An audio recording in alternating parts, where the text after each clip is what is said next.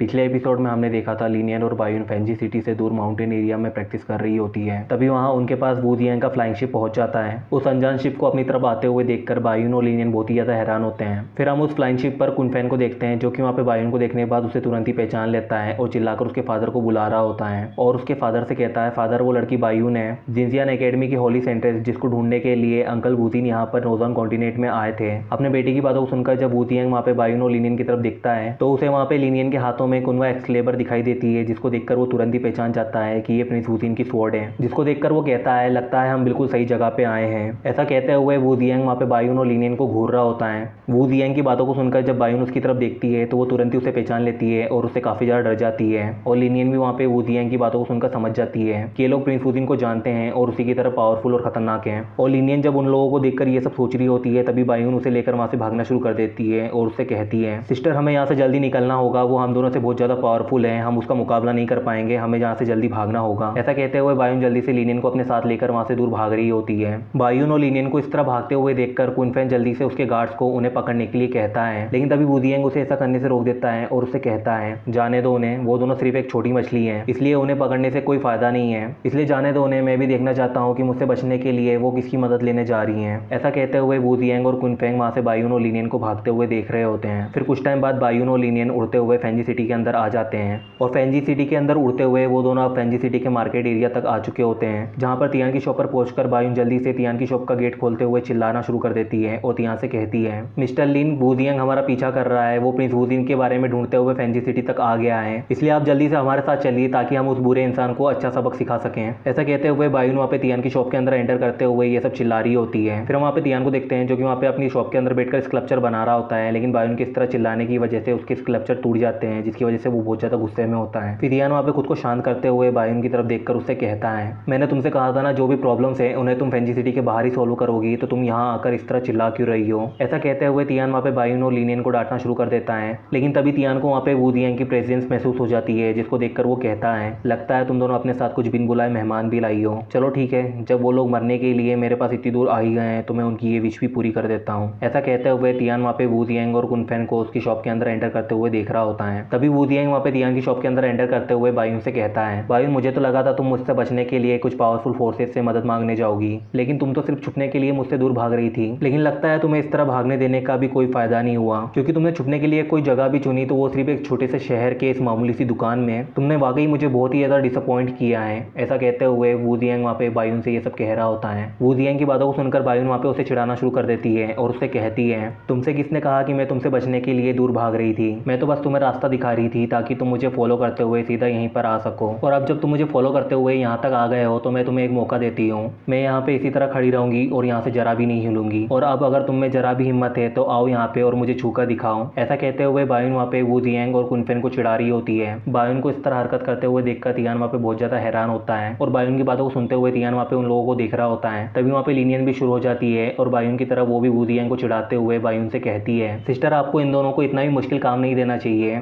ये दोनों तो अभी सिर्फ बच्चे हैं, आप तक पहुँच पाना इन दोनों के बस का नहीं है। ऐसा कहते हुए लिनियन वहाँ पे वू जियांग और कुनफैन को चिढ़ा रही होती है। तियान जब लिनियन को भी बायुन की तरफ बातें करते हुए देखता है तो वो मन में सोच रहा होता है, जब से ये दोनों सैंफेंग पैलेस से वापस लौटी हैं इन दोनों की हरकतें और पागलपन दिन ब दिन और भी ज़्यादा बढ़ रहा है। ऐसा सोचते हुए तियान वहाँ पे बायुन और लिनियन को देख रहा होता है। फिर हम वहाँ पे कुनफैन को देखते हैं जो कि वहाँ पे बायुन और लिनियन की बातों को सुनकर बहुत ज़्यादा गुस्सा हो जाता है और उनके ऊपर चिल्लाना शुरू कर देता है। तभी वहाँ पे वू जियांग उसको रोक लेता है और उससे कहता है, फैंग रुक जाओ, तुम जिनजियान एकेडमी की सेंट्रेस का मुकाबला नहीं कर सकते हैं, वो लड़की बायुन तुमसे कहीं ज़्यादा ताकतवर है, इसलिए शांत हो जाओ और अपने गुस्से को संभालो। ऐसा कहते हुए वू जियांग अपने बेटे को समझा रहा होता है। अपने बेटे को समझाने के बाद वू जियांग वहाँ पे बायुन से कहता है, बायुन मुझे इस बात से कोई फर्क नहीं पड़ता कि तुम मुझसे डरकर यहाँ आई हो या मुझे जानबूझकर यहाँ लाई हो, लेकिन मैं इतना जानता हूँ कि तुम यहाँ आने से पहले कहीं पे भी नहीं रुकी और यहाँ पहुँचने के बाद ही तुम इतनी ज़्यादा बेखौफ हो गई हो कि तुम मुझसे सीधे इस तरह बात कर सकती हो। इसलिए मैं जानना चाहता हूँ कि ऐसा क्या छुपा रखा है तुमने यहाँ पे जिसकी वजह से तुम में इतना ज़्यादा कॉन्फिडेंस आ गया है, या तुम्हारे पीछे वो पावरफुल इंसान भी यही है जिसके सपोर्ट की वजह से तुम इमॉर्टल पैलेस के खिलाफ होने की कोशिश कर रही हो।